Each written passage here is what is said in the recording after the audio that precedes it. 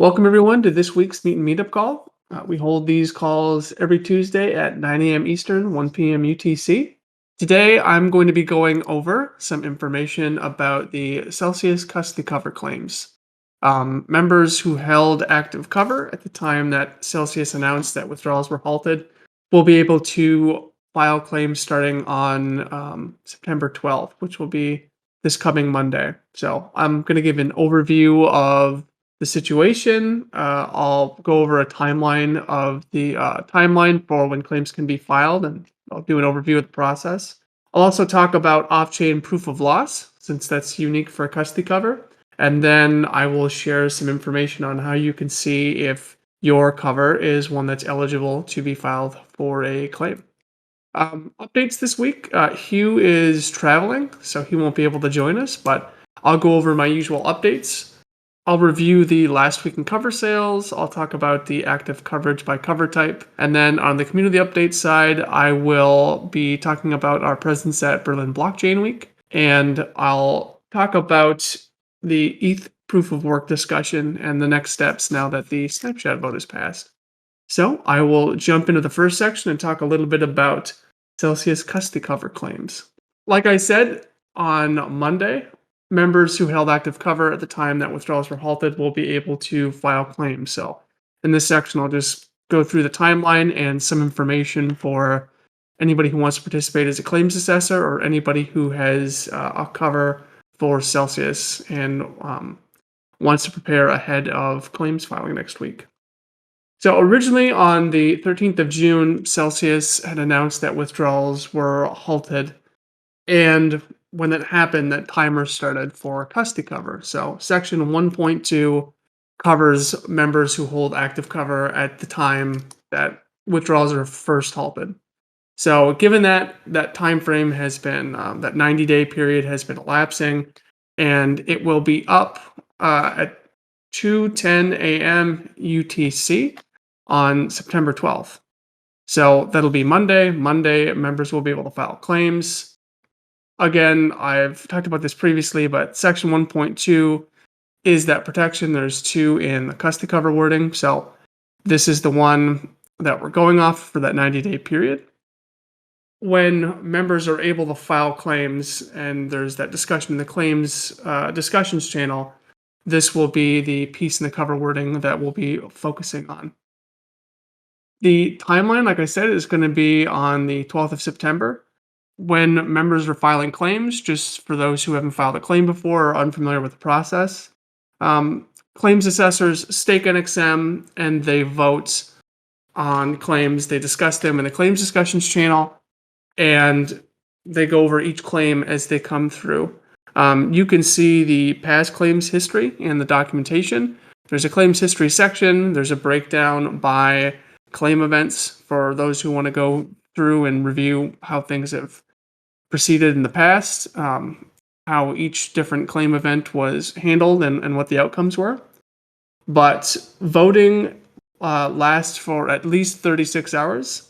And if there's 10 times the capital staked, which would be if you have a $1 million claim, there needs to be at least 10 million in NXM staked to vote on that claim, so that things end within 36 hours or that 72 hours have passed. So once 3 days have passed and claims assessors have voted, then the claims period will end. The stake weighted voting outcome then determines the claim result. So a claim would be escalated to a full member vote if we have voting consensus that is below 70% or voting weight that's less than 5 times the cover amount. To give you an idea about this is part of the claims design. The claims assessment process is designed a lot like an optimistic oracle, where it's designed in such a way that you have to put NXM into the claims assessment process if you want to participate and vote. This helps prevent people from trying to deny legitimate claims or trying to push through illegitimate ones. Any attack on the system would be more costly than any value that can be gained or preserved. So if you have somebody voting on a $1 million claim, you need to have at least 5 million in NXM staked. And let's say that 70% of claims assessors collude to deny a legitimate claim. They would have to put at least 3.5 million in NXM at risk of being burned by the advisory board in order to deny a claim. Again, that's many times more than the actual capital that you're trying to preserve, given that risk assessors stake and share risk with one another. The actual liability that any one risk assessor faces usually isn't the full claim amount. So it's usually less than the amount of capital that they have to put up in risk. So many times more than just the initial claim amount.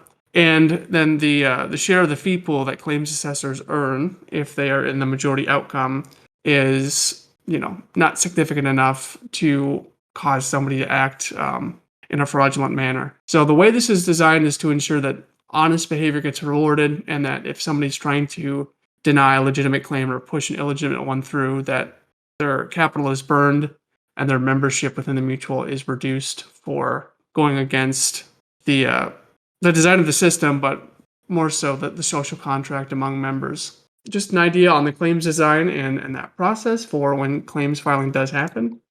The unique thing about custody cover is that we don't have any on-chain proof of loss that can be provided, since funds are held in a custodial account.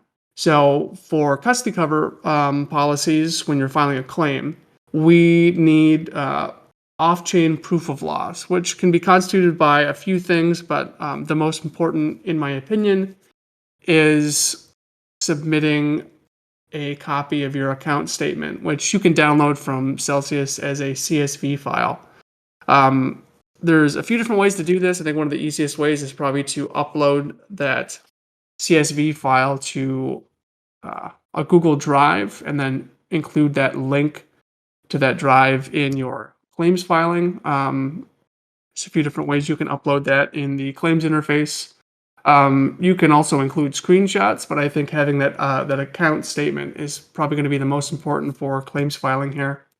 Claims assessors will use this information to determine if there is a loss when you're filing a claim, so it's very important that proof of loss is provided.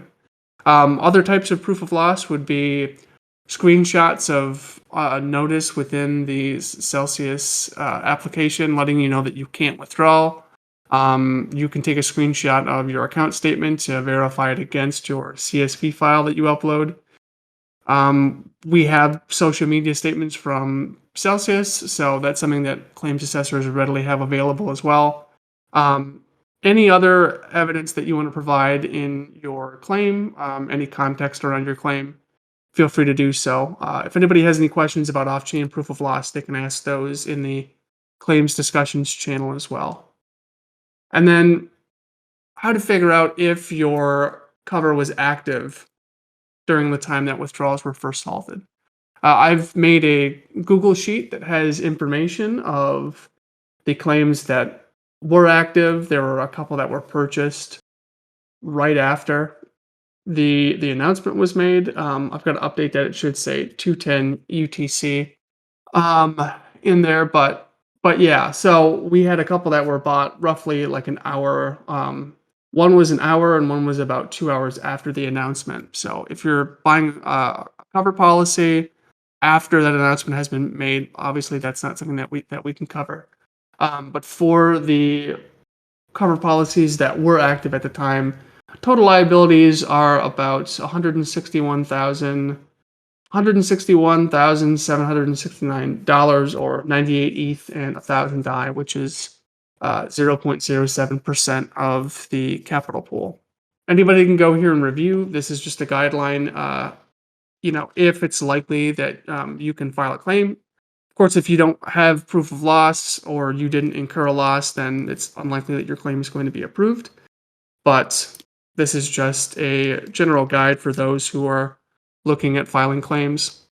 I'll also have an announcement out a little bit later this morning with just written guidance on that. So if anybody needs to file a claim or wants more information on that, hopefully this will give you enough time ahead of Monday to get your proof of loss documents ready and prepare for claims filing. So I'm happy that we can cover members for another loss event, and I know that the Celsius loss event definitely kicked off a couple other events that happened this summer as well. And all of this was caused by kind of the contagion of 3AC and the Terra collapse as well. So definitely looking and participating as a claims assessor in this, and I invite anyone else to as well, because uh, very important members of the ones that decide claim outcomes. It's important for us to review and discuss each claim that comes through so that we can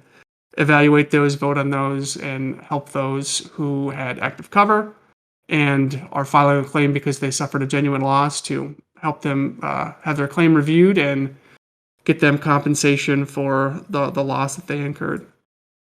But yeah, if anybody has any questions about Celsius, custody cover, claims filing, or anything, they can include that in the claims discussion channel. Happy to answer any questions about that before I move on here as well. So if anybody has any questions, they can ask in voice, or they can share any questions in the community calls text channel as well. Given that no one said anything and I don't see anyone typing in the community calls channel, I'm going to move on. Hugh is not with us this week. Hugh is traveling, so he won't be on the call today to provide his update. So I'm going to move on to the cover sales section. This is the last week in cover sales. All of the data here was sourced from Nexus Tracker. I have a link to that in the Mutant Meetup call resources thread that is in the community calls text channel as well, if you want to check that out. I also have resources for everything we're talking about on the call today as well. So last week in cover sales, the mutual sold about 9.5 million in cover, and the mutual earned $53,226 in premiums in the last week. Largest cover policy that was sold was for Euler. It was for 7 million DAI. We recently listed Euler Finance in the D app, and almost immediately we saw a very large cover buy come through. So there is definitely demand there. I think there's about 5.3 million DAI in open capacity on Euler as well. So I imagine if demand is still there, that we'll see some other large cover buys coming through as well. We had a $1.5 million cover buy for mStable, where we have our Nexus Embassy. And then, cover buys for FTX, one for Uniswap v3, and a couple for Aave v2. All in total, though, definitely an improvement over the cover sales for last week. Heavily skewed towards DAI denomination in cover sold and premiums earned. So ETH denomination for cover sold and premiums earned is definitely on the wane this week as opposed to what it was last week. I'll move on to active coverage by cover type. Here, the total active cover when this was put together yesterday was about 189 million, or 118,524 ETH. We've since seen some cover buys come through yesterday and today. That, and then with the ETH increase, currently the total cover amount is about 201.8 million, and that's 123,243 ETH worth of active cover. Obviously, protocol cover is the most popular cover product that we have. There's a lot of people getting protection for a lot of the common protocols we see day to day. So Convex Finance, Curve, Liquidity, Aave v2, I'll include more detail with a breakdown for protocol cover, custody cover, ETH2 staking cover, and yield token cover in the newsletter for this week as well. But about a 143.67 million in active cover for protocol cover. For custody cover, it's 33.39 million, 8.67 million for ETH2 staking cover, and 3.31 million for yield token cover.